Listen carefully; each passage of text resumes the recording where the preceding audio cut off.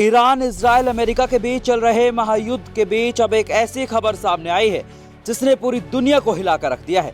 खबर ये है कि स्विट्जरलैंड ने अब अमेरिका को हथियार निर्यात की नई अनुमति देना बंद कर दिया है।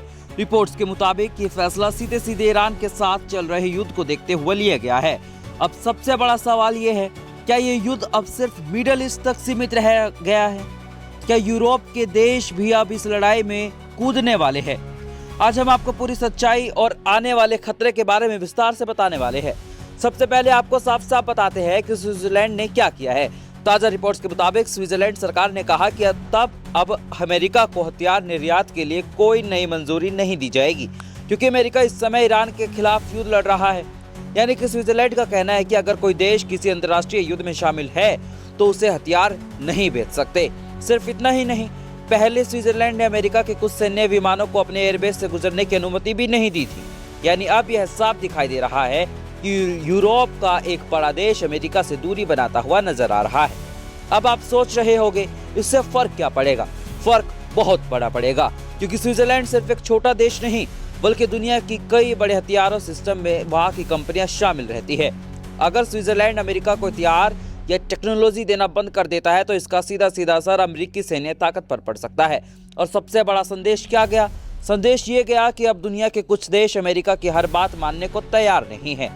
अब सवाल उठ रहा है कि अगर यह सिर्फ स्विट्जरलैंड का फैसला है तो इसके पीछे पूरी यूरोप की सोच है क्या? क्योंकि ताजा रिपोर्ट्स में कहा गया है कि अमेरिका के हमले लगातार तेज होते जा रहे हैं और युद्ध अगर और बड़ा हो सकता है। अगर ऐसा हुआ तो बिल्कुल भी सही नहीं हुआ। अगर यही हालात रहे तो आने वाले दिनों में कई और देश अमेरिका से दूरी बनाते हुए दिखाई दे सकते हैं।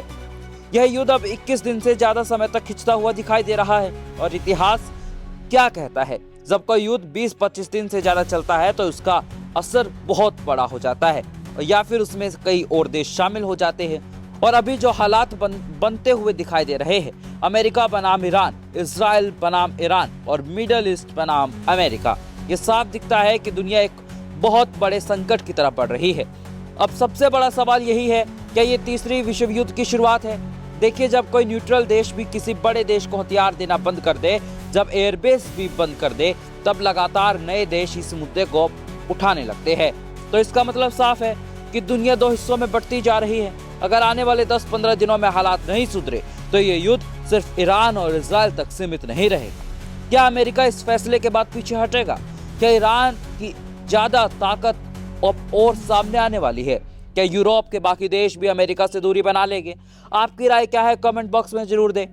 वीडियो पसंद आया हो तो वीडियो को लाइक करें, चैनल को सब्सक्राइब करें। अगर इस वीडियो को ज्यादा से ज्यादा शेयर करें, क्योंकि आने वाले दिनों में दुनिया के लिए बहुत खतरनाक साबित हो सकते हैं। Bureau report, Hindustan 9, Uttar Pradesh.